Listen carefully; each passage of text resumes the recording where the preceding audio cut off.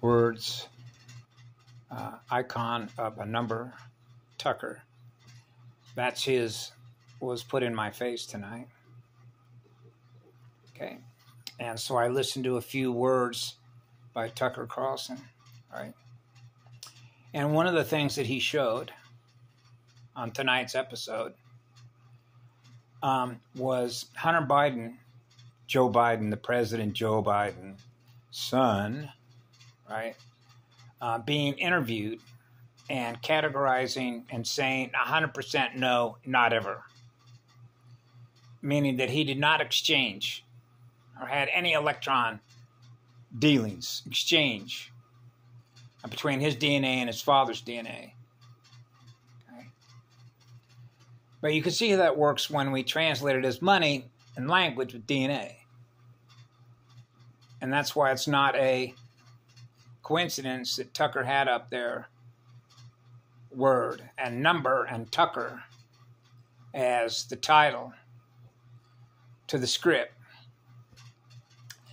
And why I was going to comment on this post, right, put my mugshot up, is how this relates to something Asha Diane covered about halfway into the Grail, Quest for the Grail, episode number 9, right, on the Emerald Covenant channel. I believe it's the Emerald Covenant. It's either the Emerald Covenant or the Voyagers, but I believe it's the Emerald Covenant channel, where she talked about horrific breeding experiments going back pre-Atlantis, when they were combining this and combining that and combining this and combining that, right?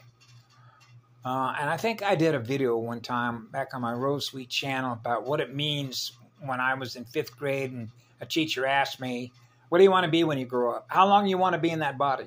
The one that you're in, the physical body that you're in, presenting me within your mirror. How long do you want to be in that body? You want to be in that body forever? Right? Remember, want to be a tree for the day? So the same energy of language, which is what love is, it goes on forever. I'm in a tree. I'm a tree also. Actually, everything that's in my mirror is just as much what I am that I'm giving love to that I am. So I'm just as much what you are as I am in energy. The eternal spirit of fire energy. See? So how long do I want to be in this body for? Well, you know that if you're a highly creative being, or how about if I change my hair and wake up in the morning and it's red and it's 3 feet long? Or if you will, my skin is purple, right? Or I'll just manifest myself into being a female instead of being a male, right? So you see all around you all the different forms, shape, color, and the flow of how energy presents itself, right, as programming language, of programmable matter that we can use our energy to experience ourselves in on our own mirror, connected to other folks. Now imagine you can do that at any density and any dimension, because you're everywhere, right? So you want to be in one vehicle versus another one? You want to be a giraffe for a day? How about a lion? Right? So imagine that you're in a realm where everything that's been created is experiencing what you are, which is what love is, which is eternity.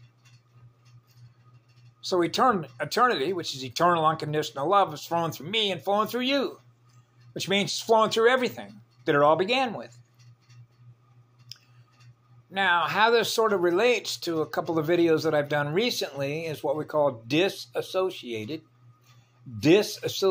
identity disorders, and how that applies to knowing your own true self, right? In energy, consciousness energy, the consciousness energy that is running the codes, the programmable matter codes, in which we're generating a holographic image that others can see in their mirror, what we are in theirs, in ours, right? So we're mirroring back and forth from each other. The codes, the language of the codes, the language of the colors, the color codes, the frequencies and the bands.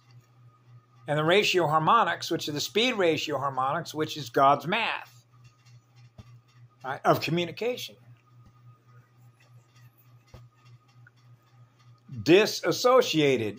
And so the simplest way I know how to explain this, because I've experienced this, okay, is when you're experiencing being loved, because you're experiencing God's love through your heart and your soul, then you know the connection that you have through your codes. So you know that your soul is running the consciousness. Your soul is your consciousness. Your consciousness, soul energy is imprinted, running the codes into the DNA. Waterborne worlds, waterborne DNA. Now you have the relationship between the eternal spirit of fire and water and the torque speed displacement differential in water worlds. The density and the dimensions that we're experiencing with the ether, which is the breath of aloha, which is a living, a breathing organism experiencing itself in a matter programmable realm. So we're experiencing what we're experiencing in our mirror with all of you, the love that we have, we experience in us, that we share with you in our mirrors. So I was sort of, how do I put this? The trigger sort of got hit when Tucker had mentioned not just the same shell game that what's his name was talking about earlier, which was Bill O'Reilly on his channel, because they were both working for the same mass media density outlet. You know, plug into that outlet, plug into that little kid. And how it relates to Asha Diane when she talked about breeding experiments, horrific breeding experiments, right? So I know that for me, for example, I had sort of done what we call self-reflection, an unexamined life. Remember, who was that, Plato or Socrates, that talked about an unexamined life? What am I doing here? What is the purpose and meaning? Now we're back to Neil and Mr. Smith. There has to be some higher purpose for which I'm aware of what it is that I am, an energy that is here in a fallen realm, or if you will, a black hole. Because I knew as a child I was going to experience things in the future that I was aware of, which means I was already aware of what I was going to experience in the future that I did not want to experience because it's not what love is. In order to heal, to restore the universal and the galactic template from which it first began. That's a hard reset. That's a cosmic level reset. That's what I did with my template in 2016. Reset the codes. Born of the eternal spirit of fire, which is eternal service, which is a multiversal hub. The primal sound and light field.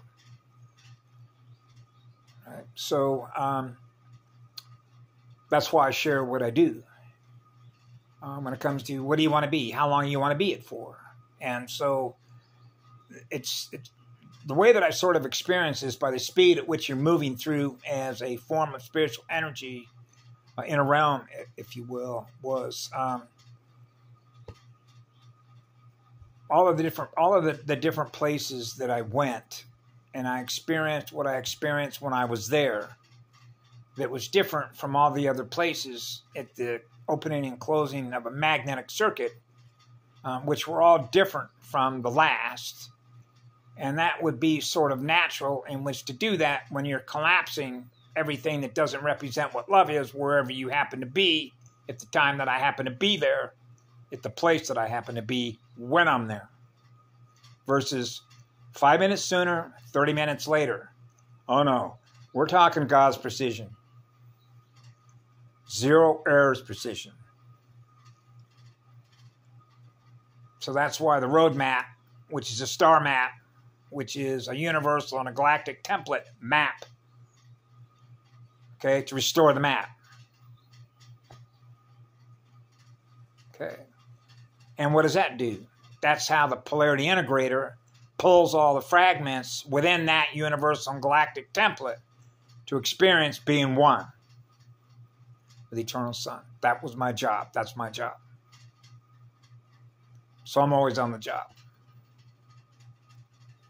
That's why I don't have a soul contract, because I'm always on the job, gifting electrons, right? And so how this works with the way that Asha Diane was talking about horrible breeding experiments and mixing this and mixing that and mixing this and mixing that, right? Because of the ability that they have using codes, born of DNA and water worlds, right, to do that, right? So I know what an unlawful breeding experiment is. How do I know that? By what that breed or what that race or what that unit, which is based on energy information, which is visual mathematical codes, is going to experience in the future. And whether what it is that they create ever has a possibility to be able to experience the one code,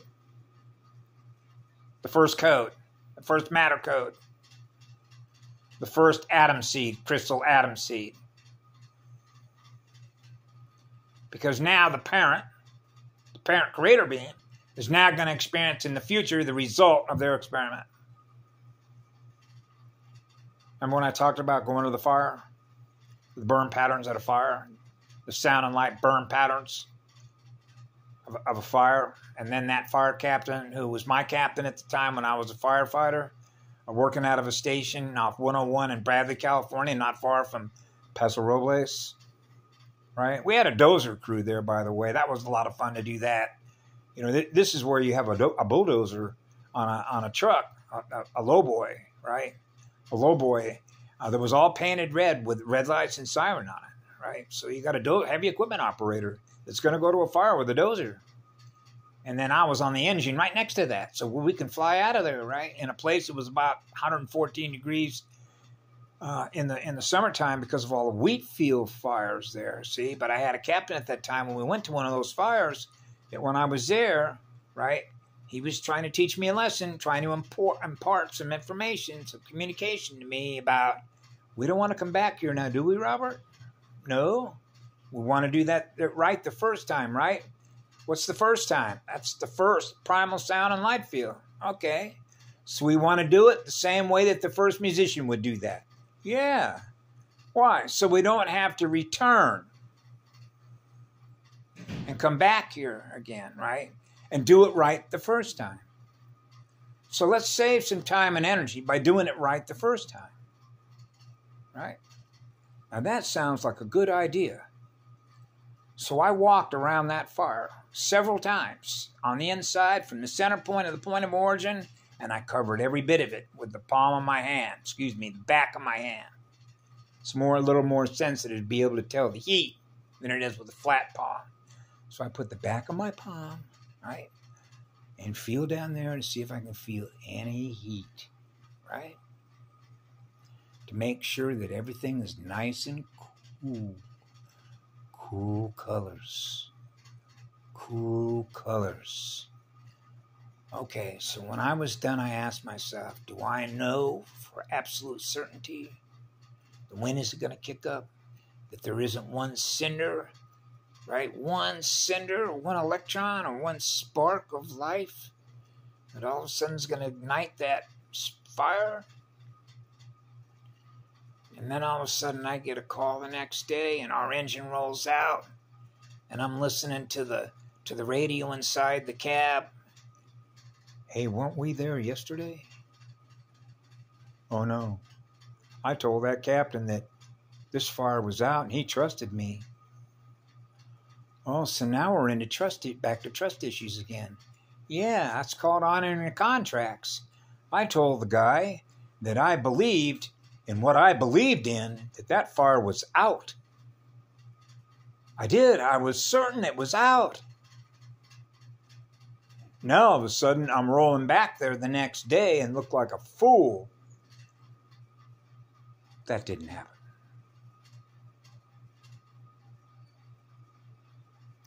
Which sort of reminds me of a guy that I used to know a couple of years ago that I went for a drive with him down to Hilo from La Hoi Hoi, and he was with his girlfriend at the time. I was sitting in the back seat, and there was a guy up front of us who had a flatbed trailer with basically what we call a stake side, and it was full of tires.